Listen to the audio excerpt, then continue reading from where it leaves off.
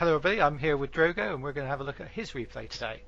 So first things first, let's have a look at the matchup. So what do you think of that then, Drogo? Okay, so looking straight off here, I can see that I've got a very good matchup. I'm top tier with a top tier heavy tank. So I can go over three ways here on this one. I can go towards the city, the middle, or I can go down the 1-2 line. What scares me here is the artillery. I'm 30, 53, 55. So that's kind of influencing my decision on to go for the city. Okay. About the T10 platoon, you're not worried about them? No, not at all. The E75 has incredibly strong armor and has a very punchy gun. So what I'm looking to do is I'm looking to bully these guys. So catch them so they're in front of me, get my armor angled, and start punching through their hit points. Okay. So what are you expecting? What's the first thing that's going to be lighting up on this map? So the first thing I'm expecting on this one, I'm looking straight towards the middle. Normally you'll get somebody in a medium or a light tank popping up around about E5 or 6. And this is a big concern for me because they've got a T54, I think it was, in this matchup. And I don't want him on the middle. So I'm very glad to see the new Black Bulldog taking up a good central position role. Which Yeah, will allow I was me going to say that have M41 girlfriend managed to light up the IS-3 as it was crossing in, so you got some information at least. Now I also see immediately now one of the T10s and the T34, which is another tank I'm scared of with its penetration, has been spotted. So I'm looking here and I'm wanting to take the side scrape position where the IS-6 is, but it's kind of blocking me here. Basically, he's so in the damn way, isn't he? He basically is, yeah. So what I'm looking at here is like, okay, both the T10s are now spotted. It's time for me to push. So I'm going to go straight up this road very aggressively because I want to get flanking on them. And these, just straight away, I see an IS-3A. And this guy, unfortunately, is an advert I shouldn't buy a premium when you've got not many games. He has no idea what he's shooting.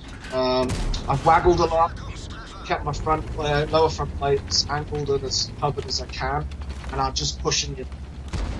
This, however, is where I make a bit of a mistake, because initially when I'm looking to go in, I'm thinking of the T-34 on my right side, and I should have spotted that he was one shot and dead.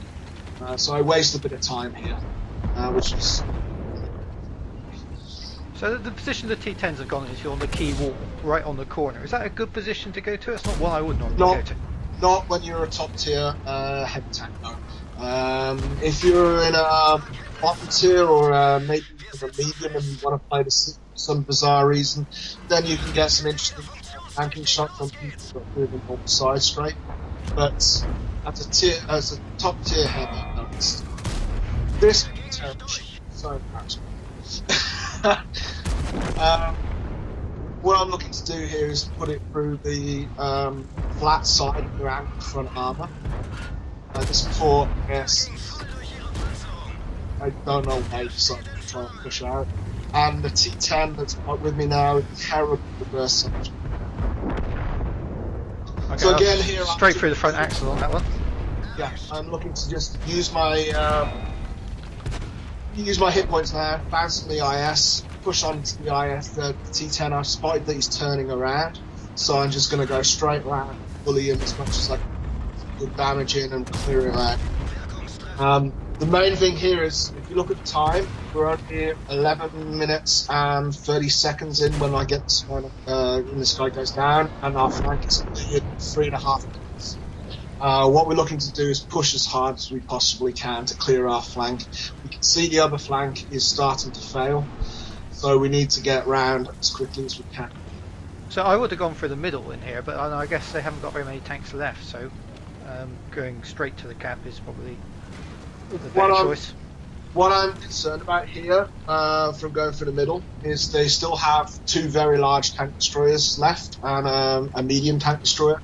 And going for a middle, if they're positioned at G2, they can really cause me some problems. So I'm using the... By going for the village, you mean, or going through straight across? going straight across. I mean, I could have gone up through the village, but I think that would have taken me a little bit of time to do. Now I'm spotted here, and I know that that's got to be the light tank up in the middle. And I think he gets spotted any second, and I take a quick snapshot out of this. Make some cool plays here. I'm a little bit too slow in shot. That's a terrible shot. And I really should have carried on pushing up towards the tank destroyers. I'm leaving myself quite far out of the action. And as a top tier heavy, I reach leading the charge.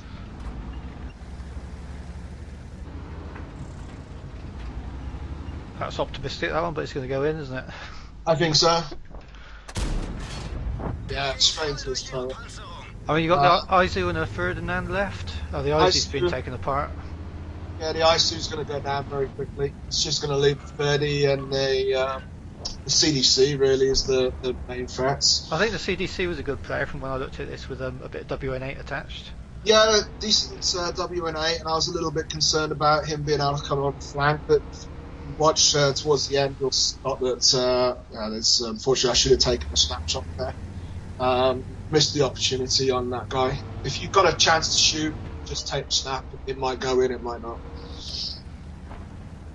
So again, as you can see, I'm so far back now because I wasted too much time with the AMX that I'm going to struggle to get much more damage in here. Yeah, that's always tricky, isn't it? But I mean, you haven't got actually that many tanks left. If the 30 pulls a blinder, he could still win this. The 30 stands a good chance with that high alpha damage gun. The CDC is the one that's the real worry because he's got the view range and he's got the speed to be able to outdo us heavy tanks. So if the CDC popped up in the village now, he'd be shooting the back of the Super Pershing and the Tiger. They'd both be gone. The Ferdinand's just killed the Wizzy 111. That'd leave you and nothing. But we spot the CDC now, so we know that he's not going to be a threat. What would have been a big worry is if he popped up at E6, E7 and getting rear shots in. Thankfully, he decided to play us frontally, which is to our favour rather than his. That village is just so important on this map. It just feels like if you can take the village, you've got map control. Yes, totally. It's very annoying when you spot that a lot of players ignore this. Certainly, if you've got good gun depression, this CDC. Yeah, you're over angled for the CDC, but angled properly for the Stur Emil, I guess. Yeah, the CDC gun's going to do me 240 damage. The Stur Emil gun is going to do I shouldn't swear, we need to do that again. No, you'll be okay. I can always edit that bit out. So anyway, there's RT, and RT's gone. Yeah, that's an easy kill. So that's it, it's all wrapped up. I mean, it was just a big push through the city, a very aggressive push. That's basically what I wanted to do at the start of this game. In my mindset, it was I've got to push in strong as hard as I can and win the city as quick as possible, and then we can move over to the middle or we can push on camp. So what do you think could have gone wrong? When you made that push down through the road and there was only the IS shooting at you, if the two T10s had suddenly popped up and put two straight into you, would that have turned it? Yeah, because I was only able to angle relatively well, but my lower front plate was exposed at that point.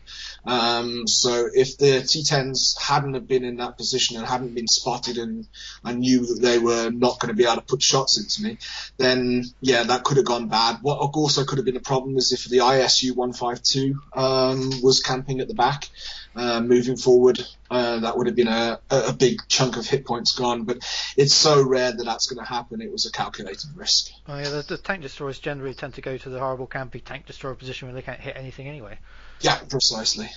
So I mean, talking about those two T10s that went to that position. I mean, I played the IS-8, and I know that you don't want to play as a heavy in the IS-8, but with great power does come great responsibility. I mean, surely they should have manned up and gone in as a pair into the heavy position. A lot of people slate the T10 with its armor, but it can still very effectively side scrape. If you know what you're doing, you can certainly rear backward side scrape, reverse side scrape. You can side scrape normally as well, as long as you don't expose too much of that angled front plate. It's a very good tank, and putting it where they put them, it effectively removed the threat from the game. Okay. All right. Well, that was excellent. Thanks very much. We'll call it there and have a look at the next video.